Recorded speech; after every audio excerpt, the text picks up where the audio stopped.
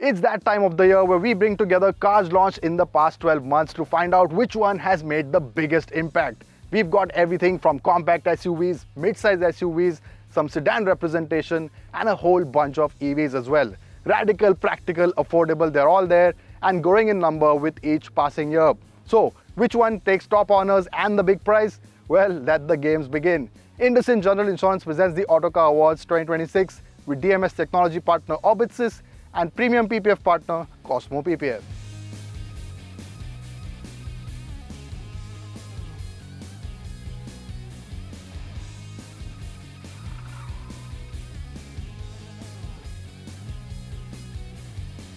The growing number of EVs surely makes them stand out, but it's great to see ICE and hybrid in the mix as well. That said, apart from the cars present here, there will also be other models that will be judged for category awards. However, for the car to be Car of the Year, every car must adhere to the following rules. The car would have to be launched in India with a full price list with bookings open between December 2024 and December 2025. The car has to be homologated for India. And to qualify as a new car, it needs to have had significant powertrain, interior and or sheet metal changes. Obviously, the cars here won't be competing against each other, but will be judged primarily on their fitness for purpose by an eminent set of jurors. Naren Karthikeyan, India's first F1 driver. Hormuz Sorabji, Editor, Autocar India. Sergis Barreto, Managing Editor, Autocar India. Renuka Kirpalani, Contributing Editor, Autocar India. And Shapur Kotwal, Deputy Editor, Autocar India. We start first with the least expensive car in the lineup, the new 3rd gen Honda Amaze. So much more grown up, you can feel, it feels more like a city, a more compact city, but it's spacious, more comfortable, softer touches, nicer interior and a lot more grown up. It's so much more of a full-size sedan despite the small size. I love its free-driving engine as always. The manual stick shift is quite slick. Quite a fun little car to drive, I would say. I mean, the dynamics and everything you can live with, and just the engine, it loves to rev till 7,000 RPM. That's nice. Following the compact sedan is a compact SUV in the form of the all-new Skoda Kylaq. I feel that, straight away, the 1 liter TSI engine seems to be quite nice to drive.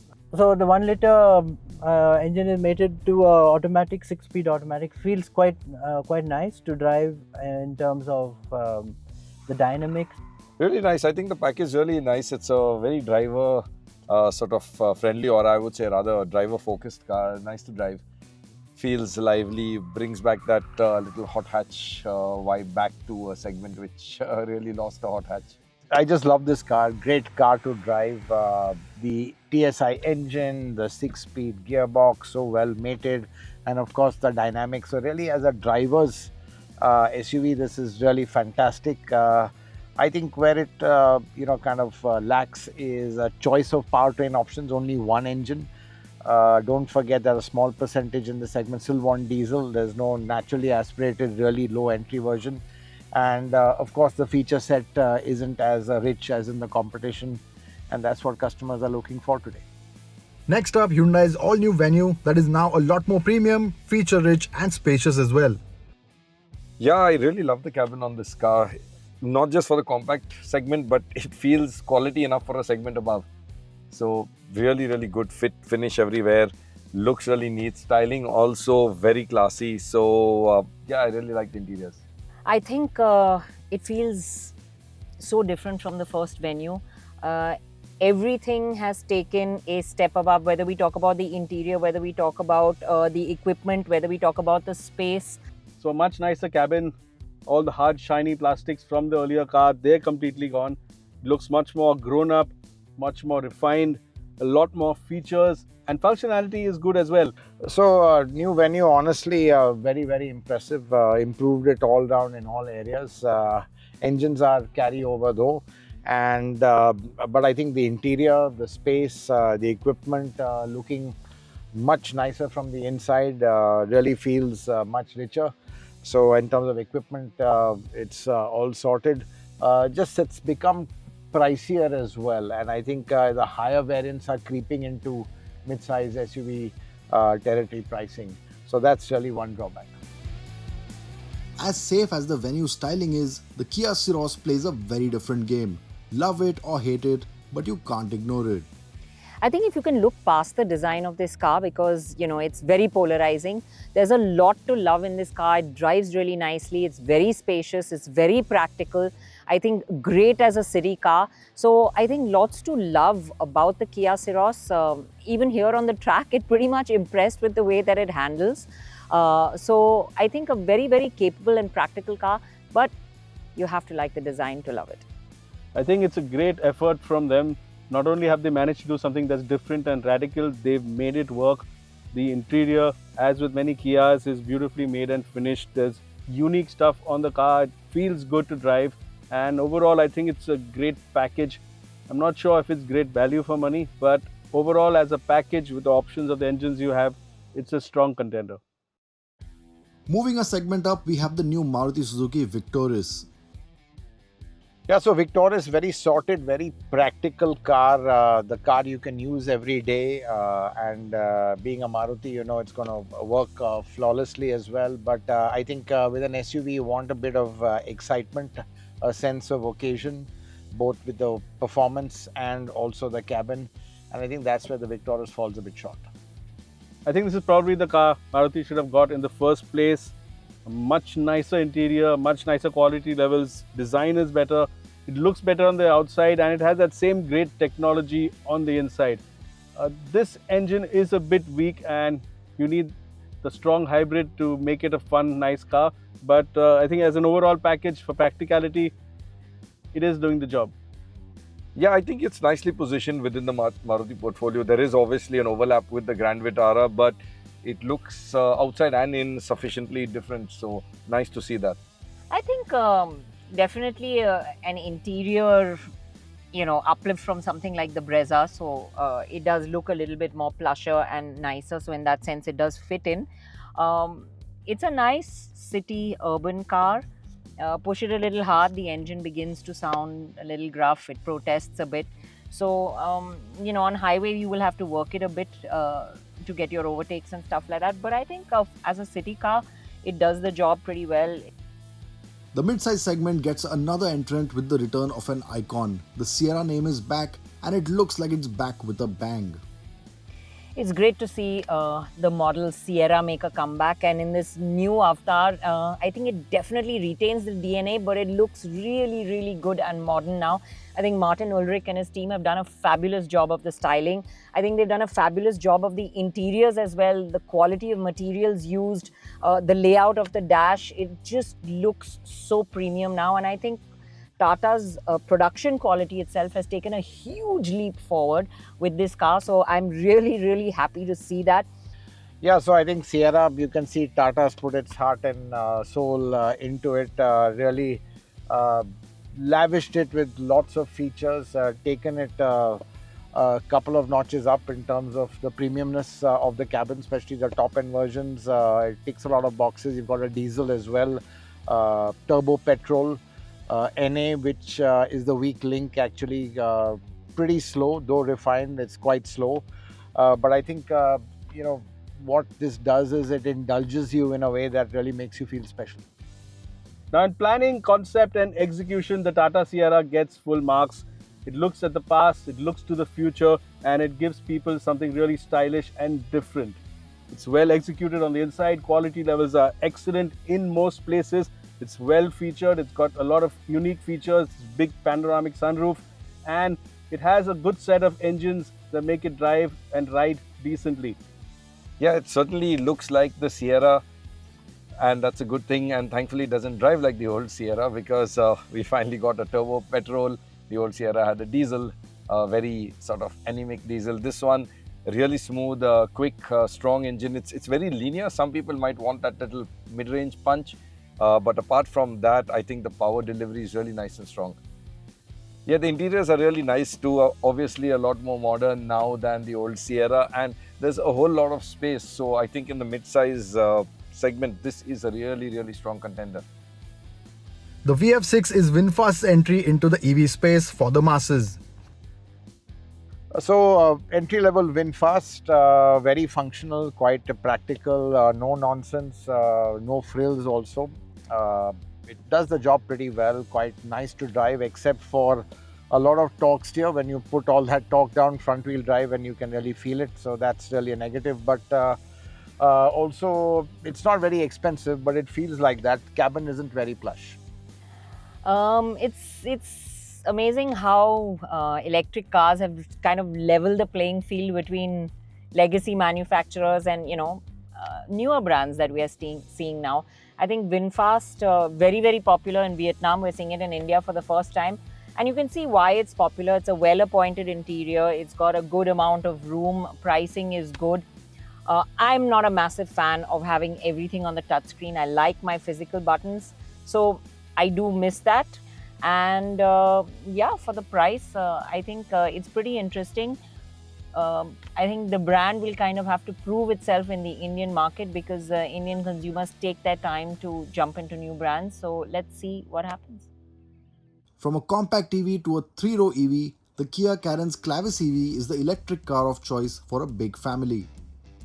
I think a 7-seater EV makes so much sense. Practical as a family car, and that's when you want the economy of an EV as well. It does really well. It's a Kia in every sense with a well-appointed interior. There's a lot of compromise between the rear seat and the middle row because it's adjustable. So you can open out space, between all 3 rows quite easily. So I think in that sense, it is really practical. I'm really impressed with this Clavis EV, a very practical 7-seater. In fact, the real highlight is the 3rd row. Firstly, the egress, just at the press of a button, it tumbles forward, and even the seating 3 at the back is really very impressive. So as 7-seaters goes, this is really good. As EVs goes, also a very straightforward car, good to drive, just that it lacks the wow factor inside, but that's not as important because when you're looking at a 7-seater, practicality is more important. And talking about practicality, the range, that is about 100 kilometers less than what we would have liked to really make this an all-purpose family car. You can clearly see the versatility of this platform when you look at the number of cars that have come out on it, and it works really well. Even in EV form, with the long wheelbase, with a lot of space in the back, and the quality levels are pretty good on the inside as well. So yes, this is another car from Kia that's right up there. Yeah, I think this is a really good idea to have an MPV which is electric, because if there is one vehicle category that can do with a characterless drive experience, it's the MPVs. So in that sense, a really nice fit, and I think the fit, finish, drive experience is just perfect for everyday driving. Range though, yes, is less, and so for long highway drives, you will have to stop and charge. Featuring the same powertrain as the Clavis EV, we have the Hyundai Creta in electric guise too. It's a really nice package. I mean, it's everything we like in the Creta and everything we like about electric mobility. So it's a very compelling package. No nonsense. Doesn't really thrill and excite like, let's say, the Mahindra electrics, but it's that no nonsense everyday electric car. I have no idea why these are not flying off the shelf, honestly. It really has everything that I would want, and probably a little bit more in terms of features. It's just fuss-free, it's easy, it's practical, it's efficient, it's nicely sized, it's got enough space.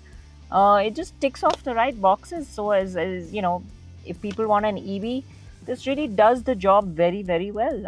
Well, Creta EV, it's everything you like about the Creta in an electric package. Very sensible, very sorted, you've got everything you need. Just that it's a bit expensive, and again, that wow factor which EV buyers want, that's a bit lacking.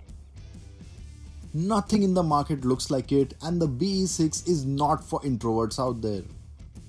The looks, I think, have wowed a lot of people because it's completely radical. It's like nothing out there. But to me, how long will that last? I think sometimes cars need, designs that will last over a period of time, not just be complete flash and wow, and then, you get tired of it after a while. So I'm not sure about that from the design perspective.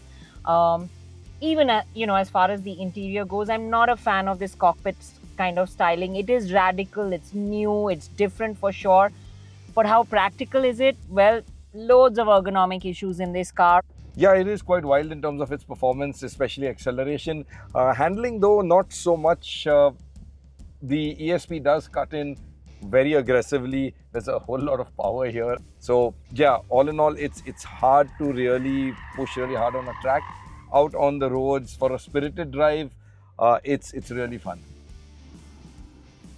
Yeah, I mean, it's very, very sporty to drive, especially in race mode. So really, again, good bang for the bucks. The performance you get for the price.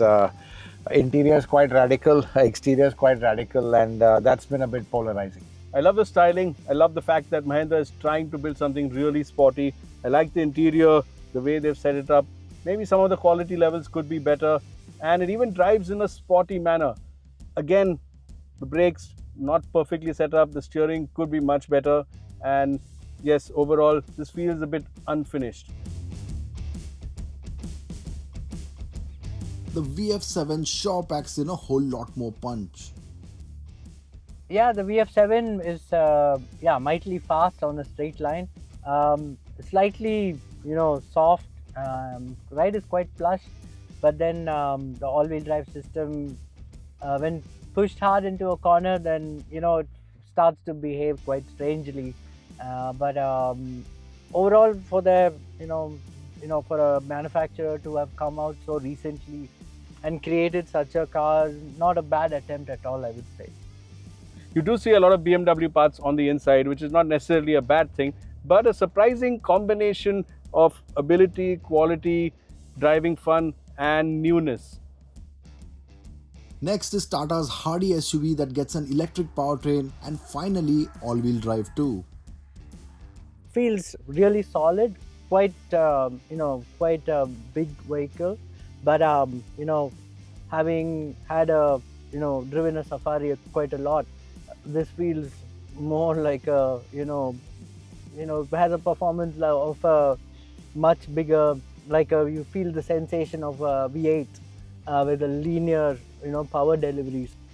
So big SUVs do really well with plenty of torque, and especially initially when you tap the throttle, this vehicle works really well. It does have a few quirks, and I think Tata needs to iron those out. Things like the brakes, some bits on the interior. But as an overall package, as an EV with its four-wheel drive and traction, it does give people looking for a big electric SUV another option. Yes, this is a big electric car. You can certainly feel that, out on a track, but out on the highways, it's just fine. In fact, it's a nice real cruiser, steady state cruising, really good. Tends to get a little floaty at the rear, but that's about the only thing. The suspension is absolutely brilliant, soaks up everything, and it's almost like you're gliding over most of what the road can throw at you.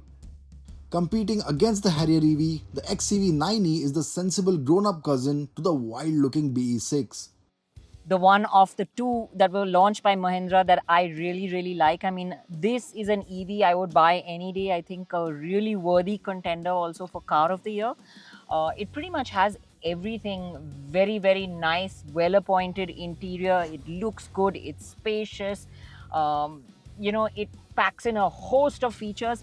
And the way that it drives is really entertaining. Don't let the shape fool you. This may be a coupe SUV kind of body style, but this is actually a very practical and usable everyday electric car. Of course, it's got a lot of power. There's a whole lot of performance and excitement behind, as with every Mahindra. But there's a lot of practical bits too, the space inside, lots of features. And if you want to drive in a sort of measured, sedate way, you can actually do that too. Yeah, so the XEV 9e, in fact, it's one of those SUVs that's really clicked in the Indian market, and not hard to understand why. I mean, even as per our assessment, it's got a lot going for it. Features, performance, space, few ergonomic flaws, in fact, quite a few of them. And that notwithstanding, it's really a very good, let's say, spacious electric SUV.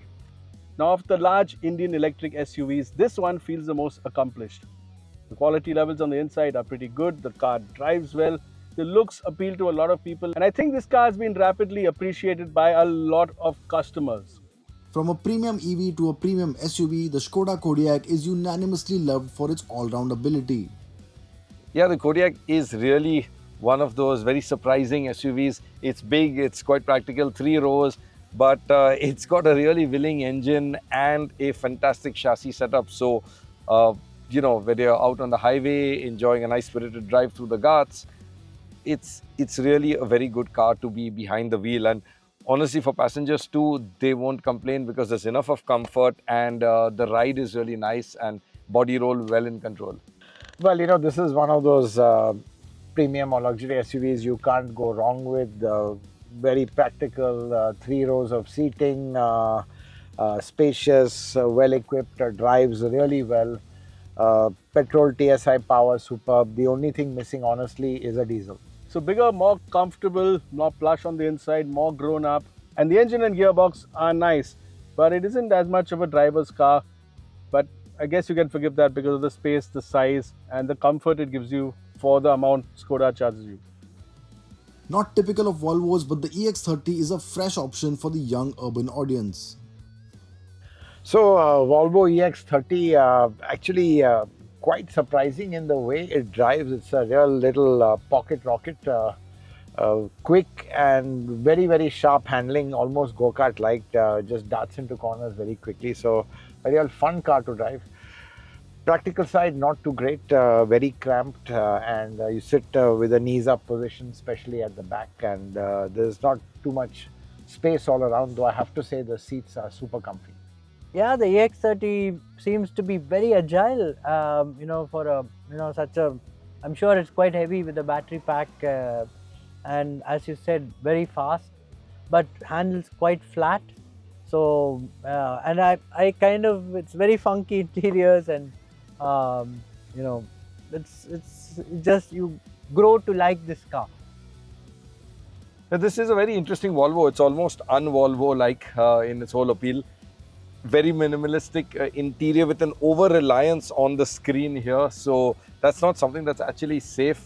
Surprising to see that here. It's also quite under-equipped. You know, things like rear AC vents not there. You have this glass roof without shade, so it's going to get quite hot.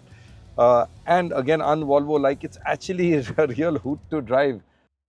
Next up, the stylish looking 2 Series that bets on the show more than the go. So after so many SUVs, such a pleasure to drive a nice, tight sedan. It's a front-wheel drive BMW, and that's not the real thing, but it's still so good compared to all these SUVs. It's a big change, and it puts a smile on your face. This car is also pretty cool from the inside, the M colors. I think it does well for itself, especially if you're the person who drives yourself and doesn't want to sit in the back. Fun to drive. It doesn't really feel like a 3-cylinder.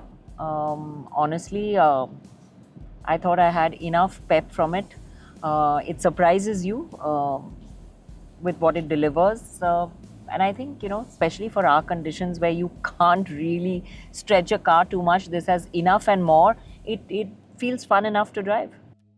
From the driver-focused BMW to the comfort-focused Toyota Camry. The new Toyota Camry Hybrid, of course, it's a very pleasant car to drive, very comfortable.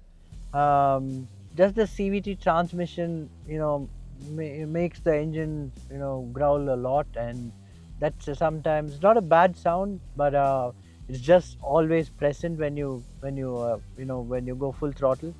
But I think overall, with a lot of comfort, can't go wrong with Toyota quality, and super package, yeah.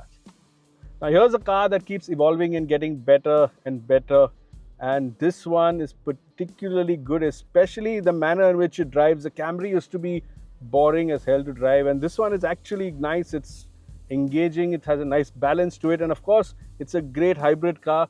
It gives you great fuel economy. It's showing me a range of 600 kilometers despite us pushing this car all around. And yes, it does make more and more sense. It is getting more expensive, but this is a car to look at for sure. Hugely underrated car, I think. The new Camry is very different from what the old Camry was. You know, it's got a much nicer interior, and then it's still got all the plus points of before, you know, the hybrid engine, the efficiency, the space, the comfort. And now it is really fun to drive. I mean, it handles superbly. I didn't quite expect it to go around the track the way it does. Next up, we have the BMW iX1 long wheelbase that dropped jaws at its price reveal. I haven't driven this car before. I think first time I drove it was here. It was very impressive at launch considering the price, the fact that it's an EV, what it offers in terms of space and features. And I think after driving it, I'm even more impressed with this car. It really feels like a BMW from behind the wheel. Yeah, this is really a well-packaged, well-priced car. It's locally assembled, so you have that price advantage. Fantastic interiors, really high quality everywhere. And in terms of a drive appeal, of course, yeah, it's a BMW, so nice chassis and powertrain here. Electric, of course, feeds in the power nice and quick. The only thing I'm not a fan of is this My modes, the drive modes, which are now bundled in with relaxation modes. Not very BMW like there. I think the iX1, really there's just one way to sum it up, is phenomenal value for money, not just amongst EVs but amongst luxury cars. I mean, what you get for the price, which is around 50 lakhs ex showroom, is just absolutely fantastic. Firstly, you get fantastic space, it's a long wheelbase one, so really a great rear seat car, great to be chauffeur driven in, nice to drive, lots of features, and really luxury at incredible value. And finally, from the smaller electric iX1, we go on to the bigger ICE-powered X3. Yeah, this is all new X3, and interiors really look, the soft touch materials, and of course BMW, has always, it's of very, very high quality and high standard, the fit and finish. The way that it drives, you have a lot of the artificially enhanced sound, that's how you feel, and it's okay, it's a bit of fun for sure, and quite supple, quite soft, but still quite dynamic to drive as well. Yeah, it's not too bad. So bigger, wider, more characterful from the inside, and yes, it still drives like a BMW, so that makes it different from all the other luxury cars. But like a lot of BMWs today, the horsepower is down from the previous model, and that's not a good thing. And that marks the end of the jury round for Car of the Year 2025. You've heard the jurors' take, but now it's time for you to vote as well. Head over to autocarindia.com/viewerschoice2026 and cast your vote, and one lucky winner will get a chance to present the Viewers' Choice Award live at the Autocar Awards 2025 in Mumbai on the 8th of January.